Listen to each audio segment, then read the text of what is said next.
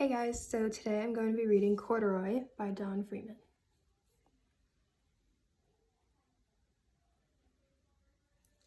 Corduroy is a bear who once lived in the toy department of a big store. Day after day, he waited with all the other animals and dolls for someone to come along and take him home. The store was always filled with shoppers buying all sorts of things, but no one ever seemed to want a small bear in green overalls. Then one morning, a little girl stopped and looked straight into Corduroy's bright eyes. "Oh, Mommy," she said, "look, there's the very bear I've always wanted." "Not today, dear," Mother sighed. "I've spent too much already. Besides, he doesn't look new. He's lost the button to one of his shoulder straps."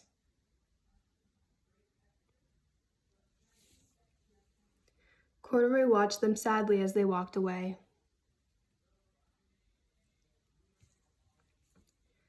"I didn't know I'd lost a button," he said to himself. Tonight I'll go and see if I can find it."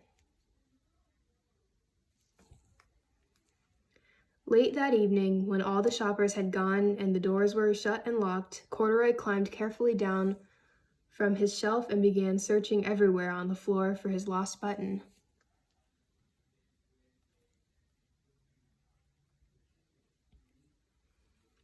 Suddenly, he felt the floor moving under him.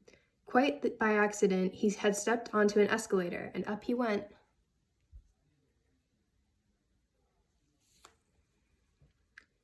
Could this be a mountain, he wondered? I think I've always wanted to climb a mountain.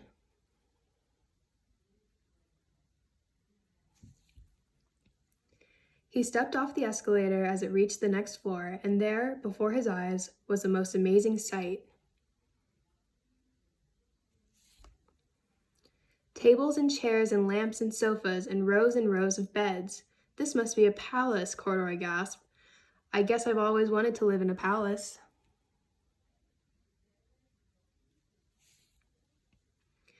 He wandered around admiring the furniture.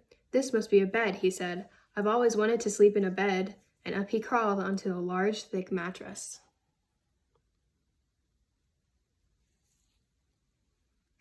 All at once he saw something small and round.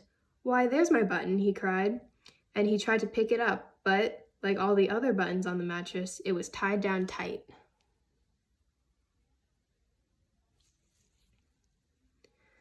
He yanked and pulled with both paws until pop! Off came the button, and off the mattress Corduroy toppled.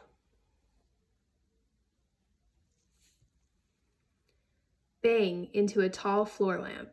Over it fell with a crash.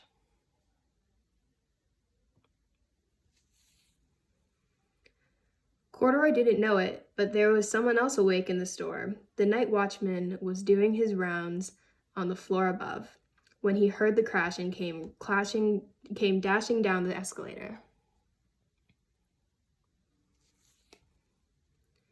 "Now who in the world did that?" he exclaimed. "Somebody must be hiding around here." He flashed his light under and over the sofas and beds until he came to the biggest bed of all. And there he saw two fuzzy brown ears sticking up from under the cover. "Hello," he said. "How did you get upstairs?" The watchman tucked Corduroy under his arm and carried him down the escalator and set him on the shelf in the toy department with the other toys and with the other animals and dolls. Corduroy was just waking up when the first customers came into the store in the morning. And there, looking at him with a wide, warm smile, was the same little girl he'd seen only the day before. "I'm Lisa," she said, "and you're going to be my very own bear. Last night I counted what I've saved in my piggy bank, and my mother said I could bring you home."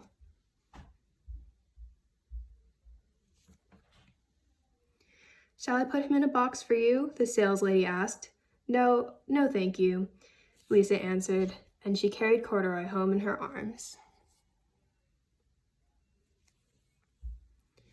She ran all the way up 4 flights of stairs into her family's apartment and straight into her own room. Corduroy blinked. There was a chair and a chest of drawers, and alongside a girl-sized bed stood a little bed, just the right size for him. The room was small, nothing like that enormous palace in the department store. "This must be home," he said. "I know I've always wanted a home." Lisa sat down with Corduroy on her lap and began to sew a button on his overalls. "I like you the way you are," she said, "but you'll be more comfortable with your shoulder strap fastened."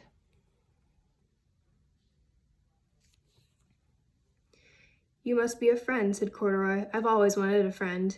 "Me too," said Lisa, and gave him a big hug. The end.